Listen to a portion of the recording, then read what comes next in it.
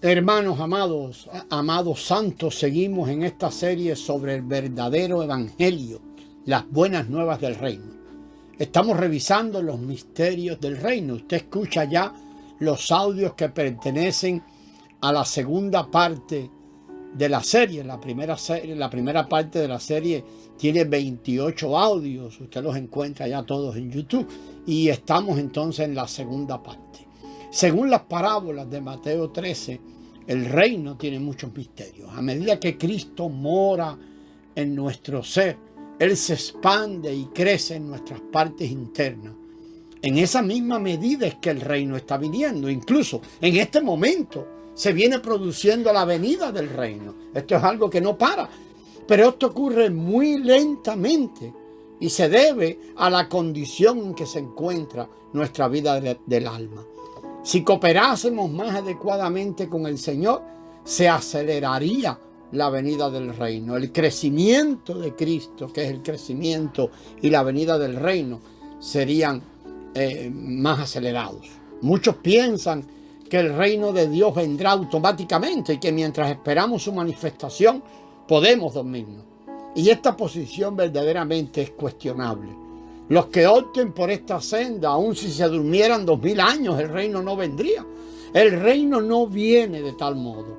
Hay un velar y orar de nuestra parte muy claro en la Escritura. Hay un laborar Cristo, hay un negarnos, hay un llevar la cruz, hay una cooperación de parte nuestra.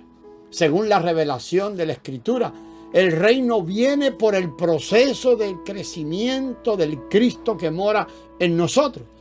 Cuando el Cristo que mora en nosotros, que es nuestra vida, va creciendo en nuestro ser, ese es el crecimiento del reino. Esto significa, cuando eso sucede, que el reino ha ganado más terreno en nuestro ser. La venida plena del reino será la madurez del crecimiento de Cristo. La madurez del crecimiento de Cristo en nuestro interior es la venida del reino. Esperamos la venida del reino en forma de crecimiento. Es decir, que mientras esperamos, nos encontramos creciendo. Y mientras crecemos, se está produciendo la venida del reino. Porque nuestro crecimiento en vida es la venida del reino. Hay otras 3 parábolas, además de la parábola del sembrador que hemos estado mirando en Mateo 13. Allí está la de la cizaña, la de la semilla de mostaza y la de la levadura. Estas 3 parábolas, juntas con las del sembrador, conforman un grupo. Todas ellas tienen en común y guardan relación con la vida vegetal y con la agricultura. En la primera parábola, el sembrador siembra la semilla. En la segunda parábola aparece la cizaña, la cual crece en la misma labranza. En la tercera parábola de la semilla de mostaza, se nos habla de una semilla de mostaza que crece en un campo de cultivo. Y en la cuarta parábola se prepara la harina con los granos de trigo que fueron producidos en un campo. Por lo tanto, estas 4 parábolas atañen a un mismo factor, el crecimiento. Ellas se relacionan entre sí y no podemos separarlas. Una va agregando cosas a la otra. Hemos visto que el propósito de Dios es sembrar a Cristo como vida en nuestro ser, de tal manera que Él pueda crecer en nuestro interior. Este es su diseño para lograr su propósito. Es decir, esta es su economía, son sus arreglos para obtener lo que Él desea. El proceso de crecimiento de Cristo en nuestro interior hoy es la venida del reino. Sin embargo, Satanás, el enemigo, jamás duerme. Él siempre está ocupado en tratar de detener el propósito de Dios. En cuanto él vio que en la labranza crecía trigo, vino y sembró semillas falsas, que son las cizañas. Vea Mateo 13, del 24 al 30. Antes de esto, ya él había ocasionado bastante daño. Ahora estamos refiriéndonos al ambiente que se nos describe en la parábola del sembrador. Primero él se presentó en forma de pájaro que arrebata la semilla que cayó junto al camino. Alabado sea el Señor, ya que parte de la semilla cayó en un campo de cultivo. Sin embargo, debajo de ese terreno cultivable, que se veía cultivable, había rocas. O sea, la mente, emoción y voluntad sin renovar. Estos eran elementos de nuestro ser que habían sido saturados por Satanás y siguen siendo esos elementos. Así pues, la mente, voluntad y parte emotiva que fueron saturadas por Satanás representan rocas muy duras que están debajo del suelo. Aparentemente, Satanás no pudo arrebatar la palabra que ya había sido sembrada en una persona, pero sí se aferró a la mente, a la parte emotiva y a la voluntad de esta persona, haciendo que estas cosas se conviertan en grandes rocas que impidan el crecimiento. Después de esto, y nos referimos al tercer terreno allá de la parábola del sembrador, Satanás laboró para producir los espinos al hacer que las preocupaciones de esta vida, el amor por el dinero y el engaño de la riqueza ahogaran el crecimiento de Cristo. Esto indica, amados, que Satanás, ese insidioso, mentiroso, siempre está ocupado. Él arrebata la semilla, endurece a las personas y hace que los espinos broten. Pero sin importar todo el daño que Satanás puede hacer, Dios obtuvo la victoria, pues hubo buena tierra, la cual produjo el trigo.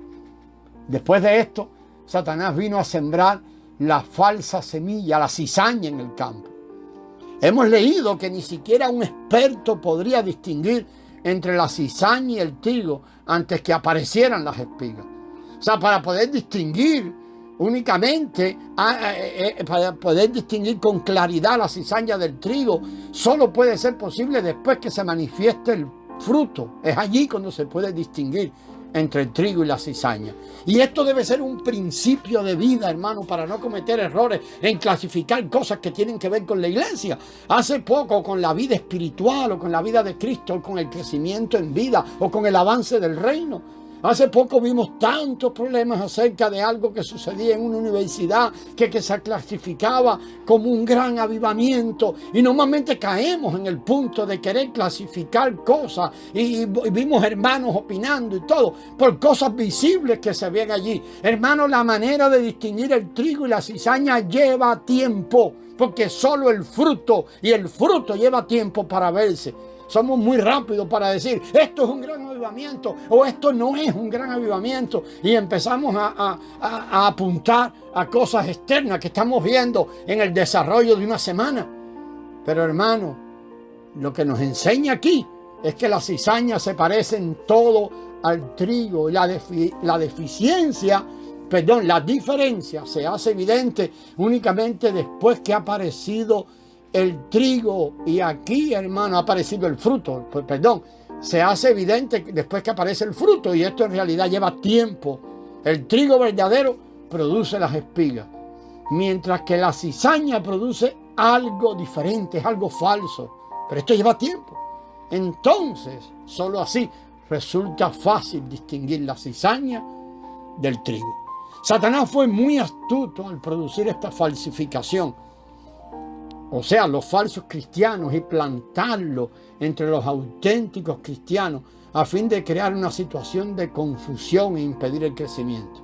Todos tenemos que estar alertas. Satanás sembró la cizaña mientras los hombres dormían. Esto nos indica que no estaban alertas.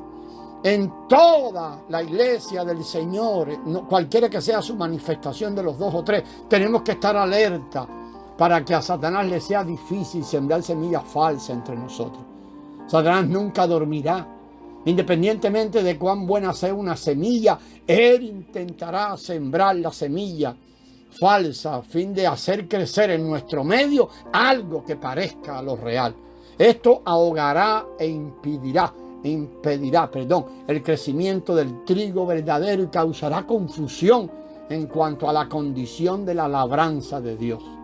Tenemos, amados, que ser muy cuidadosos. Algunos tal vez hagan ciertas sugerencias, y esto podría ser una señal de que son cizaña y no trigo auténtico. Cuando ellos se presentaron por primera vez entre nosotros, tenían la misma apariencia que los demás.